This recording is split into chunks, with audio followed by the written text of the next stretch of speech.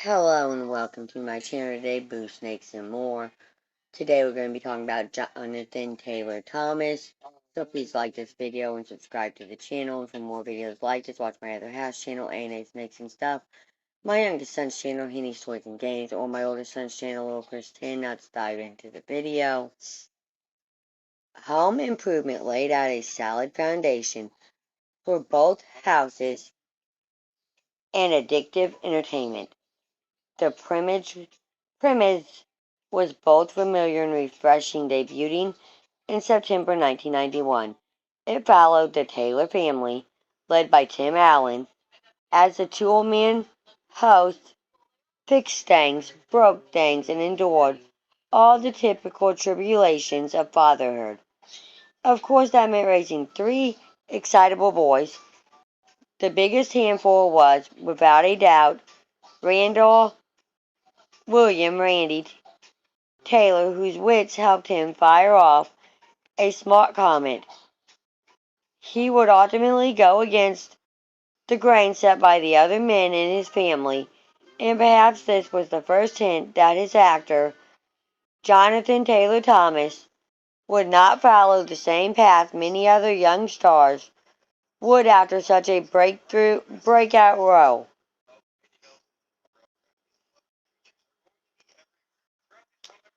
Originally born as Jonathan Taylor Wees Thomas, was born on September 8, 1981, to Cordelia and Stephen Wees, who later had another son named Joe.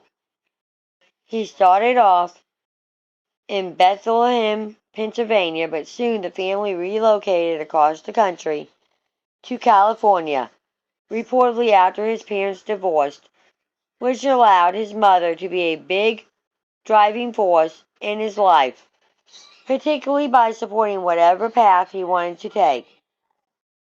Like his adventurous TV personnel, Thomas had an inquisitive mind growing up. While he liked watching Roseanne, he also put on the news to learn about current events. The move west put him on the path to joining the entertainment world he found an early fondness for. His entry into the limelight was through advertisements for Kellogg's, Canon cameras, Burger King, and Mattel. For his first proper acting gig, he wasn't physically seen. He provided the voice of the triangular Spot in the Adventures of Spot for 26 episodes. Then came his dive into live action, which would carry him into teenage stardom. A big break in keeping pace. Thomas' acting career took its time gaining momentum. His on-camera role was that of Greg Bradley's son, Kevin Bradley, for 2 episodes of 1990's The Bradleys. This short-lived series acted as a sequel to The Brady Bunch, this time following the younger cast as adults. Its hour-long format would have been different enough without adding in a more dramatic tone than its predecessor.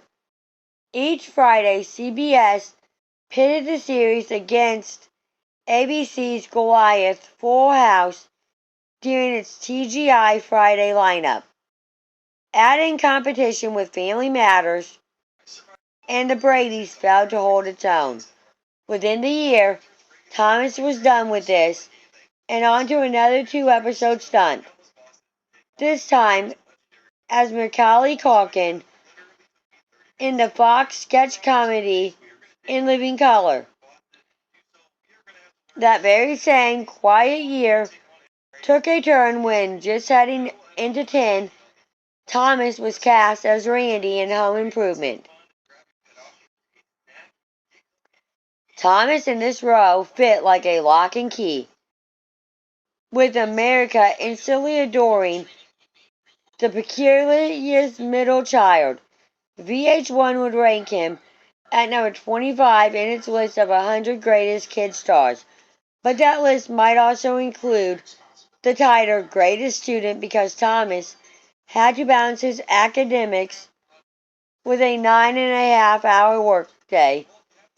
That is in addition to a full school day's worth of homework. All this stress resulted in migraines, and he revealed, I can't tell you how many shows I've done with full-blown migraine headaches. But Thomas wanted to also be a person, so he tried to set time aside to be with his friends. The industry is neurotic and wild, said Thomas in '96. And so when I go home and I play basketball with my friends, I'm not Jonathan Taylor Thomas. I'm just Jonathan. He was also JTT, the moniker that spread like wildfire as Thomas grew into becoming a teenager heartthrob, and a nickname he greatly disliked.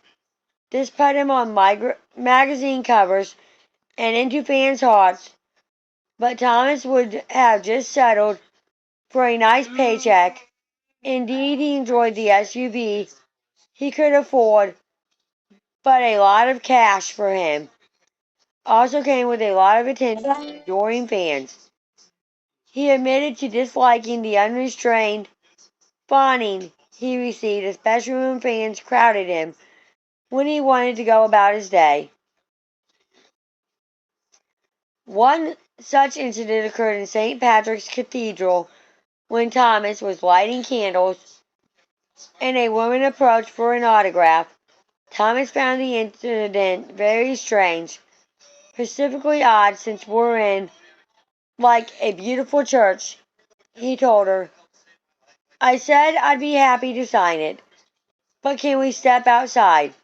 He avoided this kind of attention when he could and tried to correct course with his nickname whenever possible, saying of the name JTT, I'm over that. I've always been over that. The '90s continued, and so did television and film work. Thomas again lent his vocal talents to a project centered around animals, this time Disney's The Lion King, as a young Simba. Avatar audio of his performance would be used for Square Enix's video game Kingdom Hearts, a marriage of Disney and Final Fantasy characters, duking it out to defeat the darkness.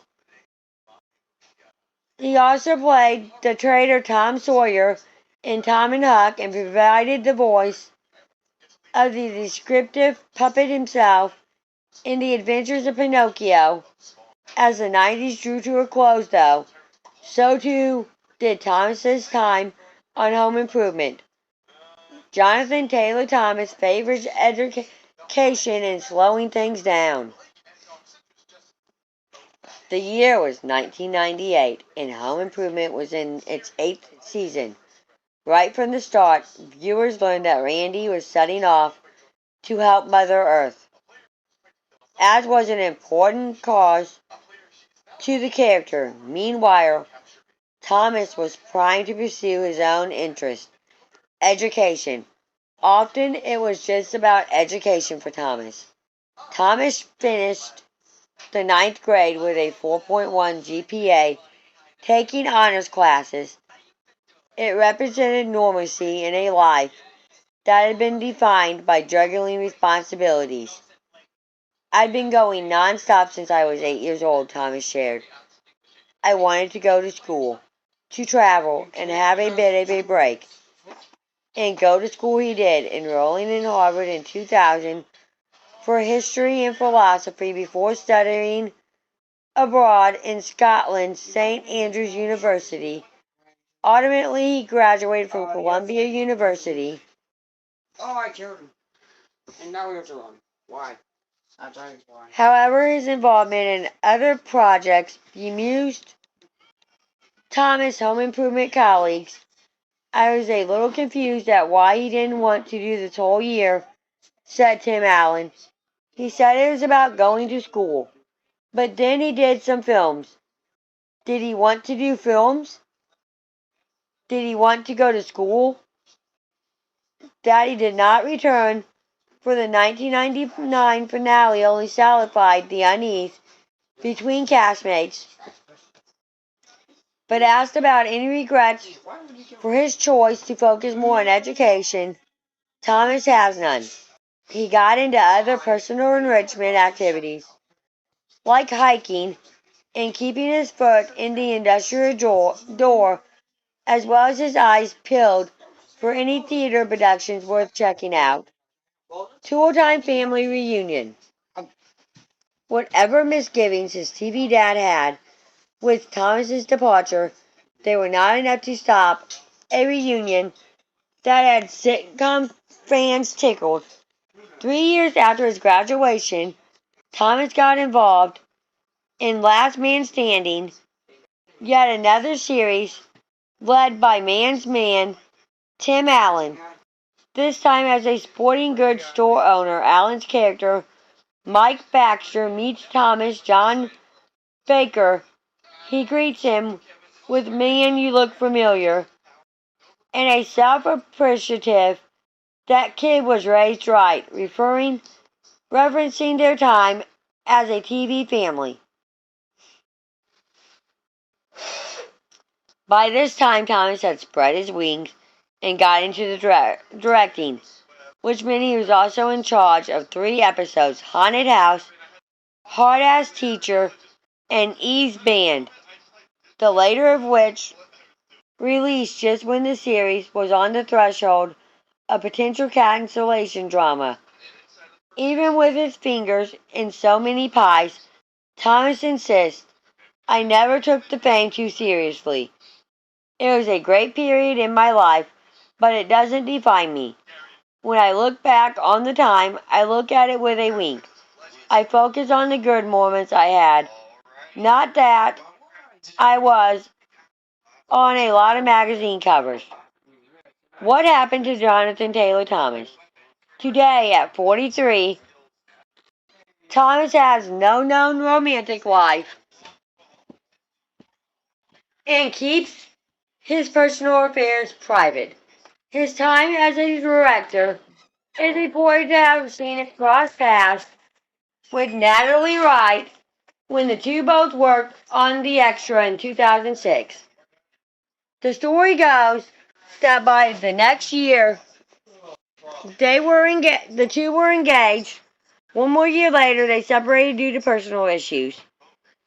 It is reported that he is the owner of 3 pets, a dog named McCormick, and 2 cats, one named Samantha and the other a nod to one of his biggest early roles, beloved Disney icon Simba. When not watching television, adventuring, or fly fishing, Thomas works behind the scenes in Hollywood as part of the SAG-AFTRA National Board, which represents 160,000 performers. One of the group's most important jobs, excited as negotiating contracts with employers and advocating for those under them. One faction specifically said, "We want to field a leadership team that truly understands the issues and will stand up to the employers who divided us." Thomas brings his own awareness of personal needs, as well as a Young Artist Award win and multiple Kids' Choice Award nominations, to the table, with Last Man Standing being his latest credit. It seems his board responsibilities take up most of Thomas' time these days, and otherwise he has found balance in quiet isolation. And from his time working in Wired America, he emphasizes, "Kids need this message that you can have goals and you should follow those dreams."